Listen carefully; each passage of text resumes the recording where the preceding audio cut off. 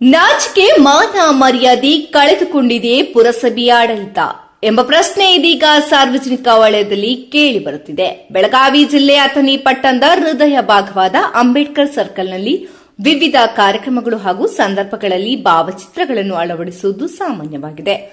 ಆದರೆ ಕಾರ್ಯಕ್ರಮ ಮುಗಿದ ಬಳಿಕ ಅದು ಅರಿದು ರಸ್ತೆ ಮೇಲೆ ತೇಲಾಡುತ್ತಿದ್ದು ಸಾರ್ವಜನಿಕರಿಗೆ ತೊಂದರೆ ಉಂಟು ಮಾಡುತ್ತಿರುವ ದೃಶ್ಯಗಳು ಕಂಡುಬರುತ್ತಿವೆ. ಅದೇ ಮಾರ್ಗದಲ್ಲಿ ಪ್ರತಿದಿನ ನೂರಾರು ವಾಹನ ಸವಾರರು, ವಿಶೇಷವಾಗಿ ಬೈಕ್ ಸವಾರರು ಸಂಚರಿಸುತ್ತಾರೆ.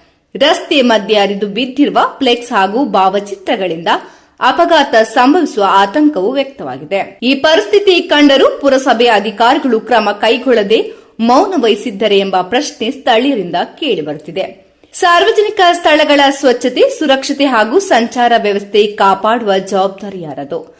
ಅಪಾಯ ಸಂಭವಿಸುವ ಮುನ್ನವೇ ಪುರಸಭೆ ಎಚ್ಚೆತ್ತುಕೊಳ್ಳುತ್ತಿದೆ ಅಥವಾ ಇನ್ನೂ ನಿರ್ಲಕ್ಷ್ಯ ಮುಂದುವರಿಸುತ್ತದೆ ಎಂದು ಜನರು ಪ್ರಶ್ನೆ ಮಾಡುತ್ತಿದ್ದಾರೆ. ಅಪಘಾತ ಆದ್ಮೇಲೆ ಕ್ರಮವೇ ಅಥವಾ ಅಪಘಾತಕ್ಕೆ ಮುನ್ನವೇ ಎಚ್ಚರವೇ? ಇದಕ್ಕೆ ಅಧಿಕಾರಿಗಳು ಉತ್ತರ ಏನೆಂಬುದನ್ನು ಕಾದು ನೋಡಬೇಕಾಗಿದೆ.